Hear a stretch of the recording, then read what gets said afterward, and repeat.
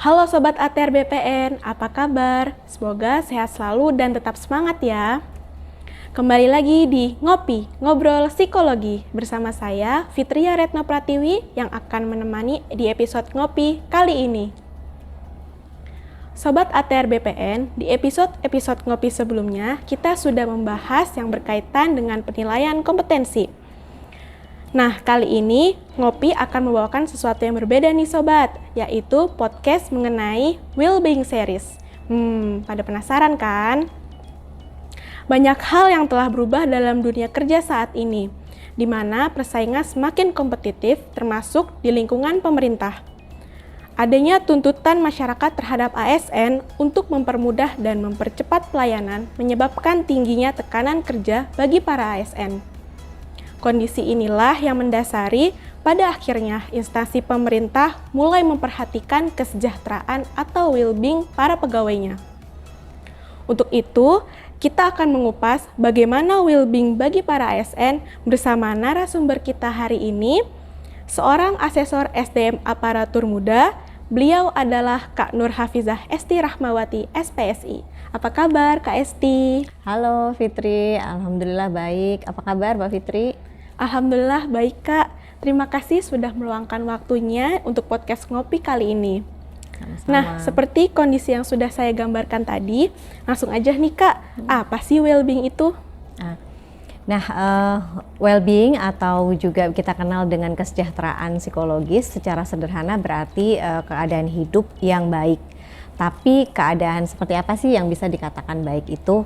Nah, dalam konteks ini keadaan hidup yang baik bukan hanya diukur dari materi, tingkat pendapatan maupun juga fasilitas yang dimiliki, tetapi juga ada 6 kondisi nih, di mana yang pertama seseorang itu memiliki sikap positif terhadap diri sendiri, misalnya menghargai dan juga menerima kelebihan dan juga kekurangannya. Nah, yang kedua adalah sikap positif yang ditunjukkan dengan adanya hubungan yang positif, misalnya menunjukkan kehangatan gitu ya, kepercayaan dan kepedulian, juga empati. Yang ketiga bisa membuat keputusan secara mandiri tanpa adanya tekanan dan campur tangan dari orang lain. Nah, serta juga tidak mudah tersinggung nih ketika ada orang lain yang menilai dirinya. Kemudian yang keempat, dapat memanfaatkan kesempatan yang ada serta mampu untuk memilih, menciptakan dan juga mengatur lingkungannya sesuai dengan kebutuhannya. Lalu yang kelima adalah memiliki tujuan dan juga target gitu ya, yang ingin dicapai dalam hidupnya. Lalu yang keenam, bisa membuat hidupnya lebih bermakna dengan mau mencoba hal-hal baru, menyadari potensi yang dia miliki untuk bisa mengembangkan dirinya gitu. Seperti itu. Jadi kira-kira saya well-being belum ya? Nah ini nih, bagaimana ya kita bisa mengetahui seseorang itu sudah well-being atau belum gitu ya.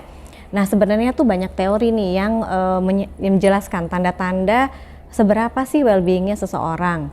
Nah jika kita mengacu pada American Psychological Association atau APA, well-being ini ditandai dengan 5 hal ya. Yang pertama adalah adanya rasa bahagia dalam dirinya. Yang kedua, adanya kepuasan atau merasa cukup dengan apa yang dia miliki. Lalu yang ketiga, adanya tingkat stres yang rendah. Yang keempat, sehat baik secara fisik maupun mental. Serta yang kelima adalah kualitas hidup yang baik, begitu. Jadi secara umum, well-being ini sifatnya menyeluruh di segala aspek kehidupan ya Kak? Ya, betul, seperti itu. Nah, sebenarnya bagaimana well-being di lingkungan kerja? Karena mengingat sebagian besar waktu kita digunakan di tempat kerja. Ya, betul karena memang begini ya, waktu kita itu kan memang banyak dihabiskan untuk bekerja. Jadi well-being di lingkungan kerja ini menjadi salah satu hal yang penting untuk kita sadari nih. Pada umumnya terdapat 2 hal yang menggambarkan kondisi well-being pegawai di lingkungan kerja, yaitu adanya rasa nyaman dan juga adanya nilai kerja yang dimiliki.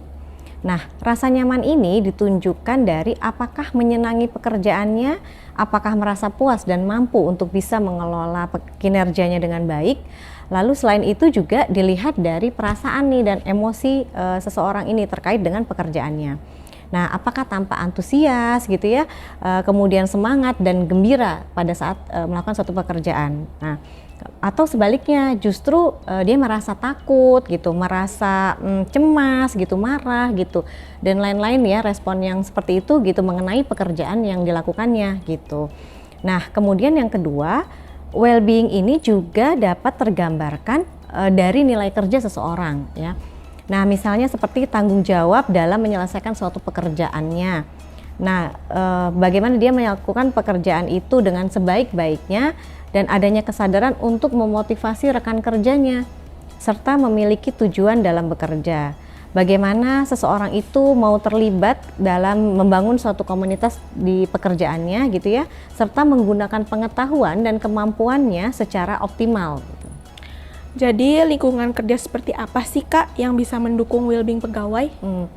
Nah, beberapa kondisi dapat mendukung well-being pegawai. Di antaranya mungkin yang pertama adalah kondisi tempat kerja, meliputi ruang kerja dan juga budaya organisasi di tempatnya bekerja.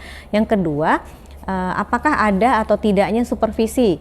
Nah, berupa perlakuan baik, dukungan, pemberian bantuan nih ketika dibutuhkan, kemudian adanya umpan balik yang sesuai dan juga adanya penghargaan. Kemudian yang ketiga, ada atau tidaknya nih peluang untuk promosi. Selanjutnya, ada atau tidaknya juga pengakuan terhadap kinerja seseorang itu. Nah, kemudian ada atau tidaknya juga nih penghargaan dan penerimaan dari sesama pegawai ataupun juga dari atasannya. Nah, kemudian bagaimana sistem upah atau penggajian. Selanjutnya juga berupa rasa aman terhadap posisi kerjanya, begitu. Wah, ternyata well-being dan lingkungan kerja ini saling berkaitan ya Kak. Kira-kira nih Kak, sudah ada belum ya kebijakan yang mengatur hal itu? Nah, sebetulnya untuk kebijakan dari pemerintah telah mengeluarkan nih peraturan yang berkaitan dengan kesejahteraan psikologis seperti Peraturan Menteri Ketenagakerjaan Nomor 5 Tahun 2018 tentang keselamatan dan juga kesehatan di lingkungan kerja. Nah, dalam peraturan itu disebutkan bahwa pengendalian faktor psikologis itu harus dilakukan pada tempat kerja yang memiliki potensi tekanan psikologis yang besar gitu ya. Misalnya ketika adanya ketidakjelasan peran gitu. Kemudian adanya konflik peran, beban kerja yang berlebihan secara kuantitatif maupun kualitatif tentunya ya beban kerja ini. Kemudian adanya pengembangan karir dan juga tanggung jawab terhadap orang lain. Nah, seperti yang sudah kita bahas nih sebelumnya, bahwa bekerja ini memiliki porsi yang besar gitu waktunya untuk dalam hidup kita. Nah, maka masalah-masalah seperti adanya potensi tekanan psikologis yang berlebihan tadi sangat berkontribusi terhadap kesejahteraan dan juga kenyamanan hidup seseorang. Nah, untuk itu kita perlu nih kelola dengan baik sehingga kita tetap well-being atau sejahtera secara psikologis gitu. Ya betul, aku setuju banget Kak. Wah, hari ini kita sudah membahas banyak hal ya Kak, mulai dari well-being secara umum, lalu bagaimana konteksnya di lingkungan kerja, dan ternyata pengendalian faktor psikologis di lingkungan kerja juga sudah tertuang dalam peraturan. Tidak terasa ya Kak, kita sudah di akhir segmen. Sepertinya kita perlu bahas lebih lanjut nih mengenai well-being. Iya, betul, memang mulai sekarang kita perlu nih memperhatikan kondisi diri sendiri, apakah kita sudah well-being atau sejahtera secara psikologis gitu ya di tempat kerja gitu. Nah, betul Kak. Nah, Sobat ATR BPN, pasti pada penasaran dong bagaimana caranya agar tetap well-being khususnya di lingkungan kerja. Nantikan di episode well-being series selanjutnya, kita akan bahas mengenai cara mengelola stres, work-life balance, dan self-compassion. Terima kasih Kak Esti atas ilmunya. Ya, sama-sama Mbak Fitri. Terima kasih juga Sobat ATR BPN yang setia menonton video-video ngopi. Jangan lupa untuk like video ini dan subscribe YouTube PPSDM ATR BPN.